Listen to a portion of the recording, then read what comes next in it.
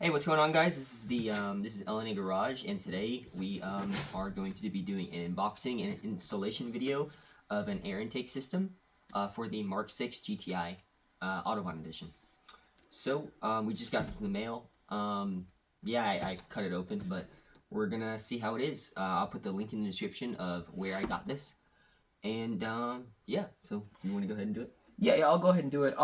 Hey guys, it's Arctic, side by side with Lux here, and the best part about this is we did get it from, eBay, but one of the best thing is it's a good budget option for those of you who see like the $400, $500, $600 air intakes, but are like, I don't know if I really want to spend that much money. I'm not sure. This is a good budget-friendly option to go with. Excuse me. So first, right out the rip. We have the instructions, comes with a little bit of insulation, some, looks to be some badging and stuff like that. So next up is going to be our air intake. This is one beefy boy. Of course, you know what I'm saying, we're going to have to oil it, maintain it, but for the most part, this looks like it's going to work just fine. Comes with a little hose fitting just so we can clamp it on there. Then all around it comes with all of our heat shielding. So I'm going to go ahead and unbox this real quick. Pretty good quality. Yeah, these are really good. You know, for something that was extremely budget, and again, you know, I'm trying to think, it was around, I want to say 180-ish for this. It actually comes with aluminum shielding, so that's actually pretty nice. It's a very nice quality touch to know that it's not plastic. So I will gladly take that any day. Even comes with extra hoses, mounting bits in the event that it comes with the secondary air system that some GTIs and other Volkswagens come with, so that's also a bonus right there. Right, there's two different engine types for it, two different designations. One has the second, what's it called? It's a secondary air intake hose that goes through. On the airbox itself. Now, the one we're working on today does not have the secondary air. It does come with it stock, just in case you do, but you don't have to have it, so that's a bonus. Another heat shield. This one's actually going to be really nice because, again, the whole goal of this is to keep your, because as you guys know, when it comes down to air intakes, this is supposed to be like a cold air intake, which a traditional cold air intake is supposed to be lowered on the vehicle. So cold air gets in, heat from the engine doesn't heat soak it, and lose power that way. Well, with this one, it comes with shielding. It comes with the actual rubber seal around it, so when the hood closes, it's supposed to clear it off. So it's supposed to be just straight air rushing right into it. This one's going to be coming with the two different hose intake systems to go ahead and launch on there. So this is a bonus. We may need this. We may not. It depends. Of course, more heat shielding, which again, you know, we're going to go through the assembly process in just a little bit. Yeah. And we'll actually show you guys how to put this bad boy together because it can be kind of confusing. It does come with a set of instructions, but this itself, if you're a first-time buyer of this, or like this is one of their first mods to do, this might prove to be a little bit more difficult for you. So we'll actually assemble it, and we'll show you guys the finished product, as well as some of the steps we took to go ahead and assemble everything together. Hey guys, I wanted to go ahead and throw this little bit into the video, and that's things can go wrong, and sometimes, you know, you do have to improvise. And some of the things that went wrong was, for this one, was the actual heat wrap, the silver lining that we have to put on the aluminum itself to keep some of the heat out and deflect some of the heat. Like, I'll go ahead and just show the camera. Sometimes that the holes are not lined up correctly, as you can see. We had to improvise around here. I tried my best to go ahead and seal it, but for this hole right here, I did have to just make my own hole out of this so we can bolt everything in place. So just do keep in mind that you might have to improvise with the wrap and go ahead and modify it on your own term, but that's not a negative quality to the manufacturer itself. It's just something you might have to do with some car parts. So, yeah, I just want to make you guys aware of that.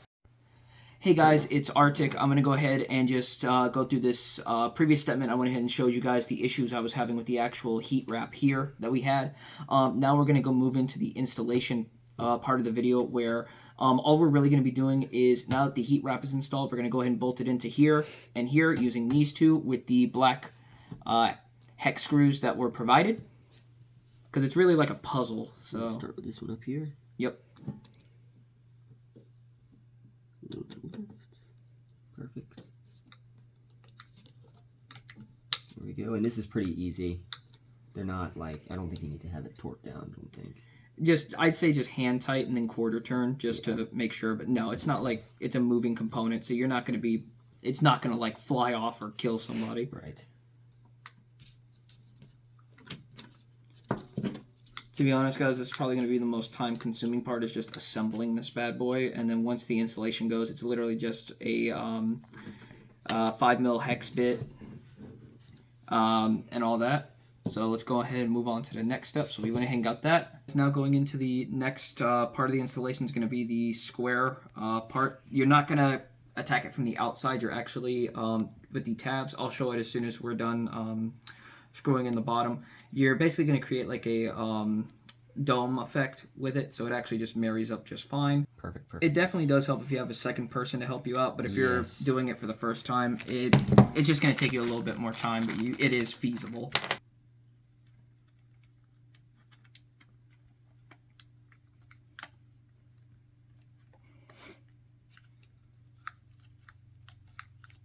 There we go. Yep, there we are. And just for reference, real quick, guys, what I am going to do is go ahead and show you the inside of this, which the first mistake that we were looking at was me and Lux, we have originally put the tabs here, if you can see the contrast between where the bits are coming out here with the actual screws. We actually attempted to put them from the outside and push them into the, there's a oval that actually sits in here. We try to push it through. Do not do that. Do not force it. You will end up breaking things. It turns out that in reality what we need to do is just take it out and slide it into the groove, so that way the screw can come out, can go in and screw into place. So just keep that in mind when you're installing it. Just take your time. Alright guys, we're going to do the 2 screws on the back here now. So what I'm going to do is, thank you Arctic. Alright, so on the back here, you're just going to make sure you hit, put some pressure on it, or else the screw will not seat into the grooves. Which, if you're working by yourself, it's okay if you have like a C-clamp or something like that. If it's by yourself, if you have a friend, obviously you can do what I'm doing and just holding it down. But to be honest, it definitely can work with a C-clamp or any other type of device, maybe a vise if need be.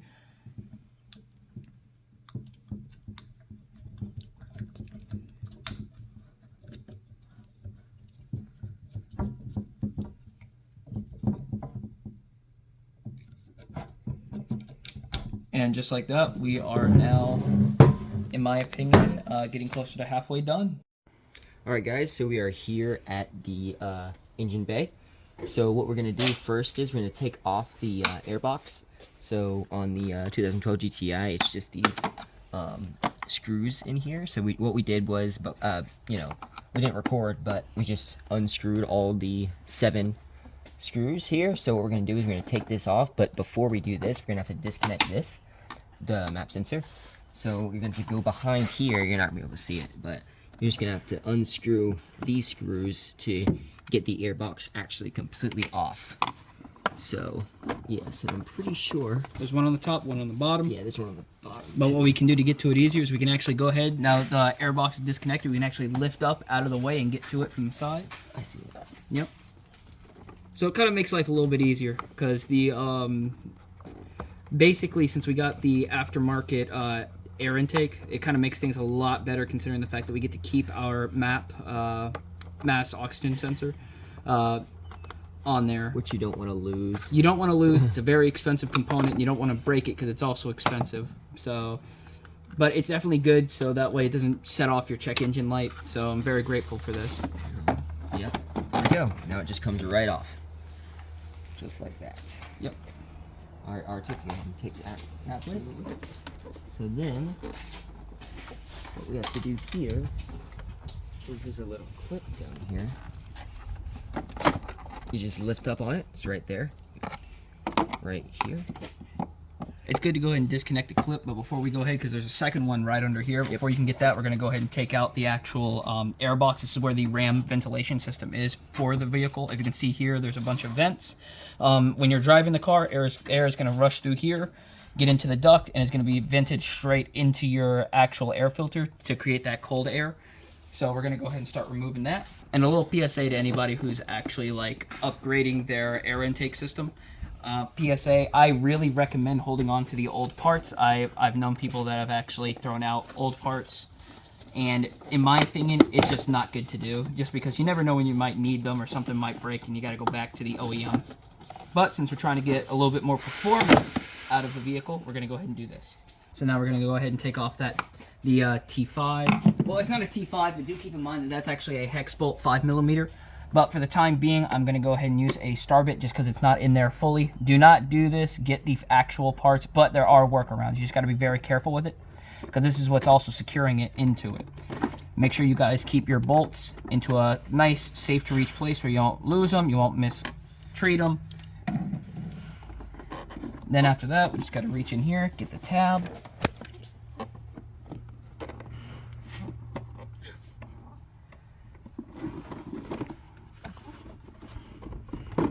Go. All right, guys. So I went ahead. I didn't go ahead and put this on the camera, but what I did do is I went ahead and already took it out. So all you had to do is really, while it's down here, just lift up, get underneath the hose, and out.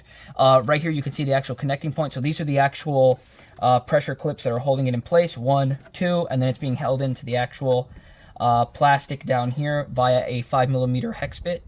So that's how you can actually see and tell where the actual placement is for that one. So now that the old one is out of the way, we're going to go ahead and swap to installing the new one. Alright, so what we did was we put this in here, the heat shielding. We put the bushings down here on the little clamps that actually clamped into the old airbox. And then what we did was we screwed in the 2 bolts down here. So then we hooked in this other bolt just to, you know, make these 2 flush. All right, guys, it's Arctic. I'm going to go ahead and come in here real quick and just go ahead and say what exactly we've done so far. Obviously, Lux went ahead and already showed you guys the actual installation with the bushings, all of the screws here. Now, do keep in mind that some of the installations aren't going to be perfect. You are going to have to make tits and bits. Example, on this side right here, we're going to have to adjust it, but no bolt is, so far it's not lined up correctly, so we're going to have to do that. So, again, do keep in mind that, you know what I'm saying, some of these you'll have to manipulate. But right here is where we left off on. This is our stock air tubing right here that leads all the way down. Right here is going to be our rubber bushing that we're going to go ahead, tighten this up. As soon as it's on here, we're going to use the stock mass airflow sensor, considering the fact that we didn't have to do anything except take off the actual induction hose that goes here. So all we're going to do next is tighten everything up, install it, and I'm going to go ahead and let Lux go ahead and take care of that. Alright, so this is the piping. I'm going to put this into here. I'm just going to go feed it in to this. Gotta get some muscle. There we go. Want to make sure it's not too far in there to where this is too far up against the heat shield where the actual air filter will not seat properly. So I'm going to move it out just a little bit. There we go. Okay, that looks good. So now we're going to take this. We're going to loosen it up just a little bit to where I can really move it around. I'm going to move it under here and get it right there. Perfect. And I'm going to make sure it's lined up because we want it to be nice and pretty. And you might have to make some adjustments later on, but just screw it in by hand just to get it started real quick. Now we're going to take our screwdriver, Phillips head. Some of them do come with a flat head, but this is a Phillips. So I'm going to make sure it's not too far off to where it's still getting a good seal. Yep, I think that's good. Yep, there we go. She's on. No wiggle, no moving. Cool. Now just for safe measure, I'm actually just going to tighten this just a little bit. There we go. Alright, now we're going to move on to the actual air filter. Usually these are supposed to come oiled. If yours isn't, just get some spray oil and spray it around there. But before we do that, we're going to go ahead and put this on there so we don't have to disconnect it like I did last time. Just let it hang there for a second. Take this, put down that, seat it on there. What we're going to do is put this over, definitely make sure the under, since you can't see it, make sure under the air intake it's actually seated on there, that it's not like over here or something. I'm going to take this and we're going to slowly tighten this bad boy. Well, I know you can't see it right now, but what I'm doing is in the underside of it, I'm putting pressure on this so it won't, while it's tightening, so it won't move off to the side and not get a good seal. There we go. All right, now let's give her a little tug. She's on there. All right. Now, I think we're good, but now what we got to do is, like you see over here, in this kit specifically, it came with weather stripping. So when you close the hood, we put the weather stripping around the sides over here, and when you close the hood, it actually seals it off to make it a true cool air intake. All right, guys, Lux here. So now, what we did was we took the weather stripping. What's left of it is right here. So what we did was, we just took it, measured it, cut a piece off, put it on there, cut a piece off, cut a piece off, cut a piece off, cut a piece off. So now, she is done.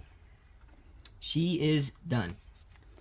So, now what we have to do is start her up. Hey guys, it's Arctic. I also wanted to say that for the installation here, while we also went ahead and put this on, it does look a little bit crude, but it will work. We went ahead and overlapped it. Worst case scenario, you can also put some like silicone fillings in here, or just any type of fillings you want to actually fill in and make it look a little bit more presentable.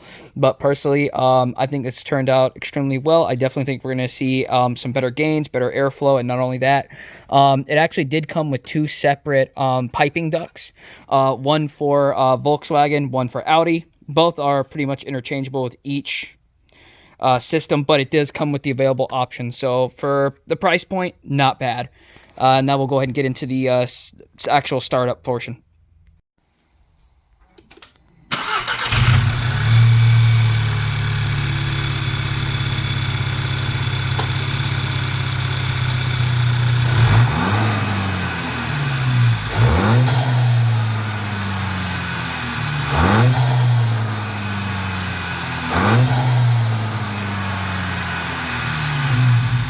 All right, hey guys, appreciate you guys for watching this install.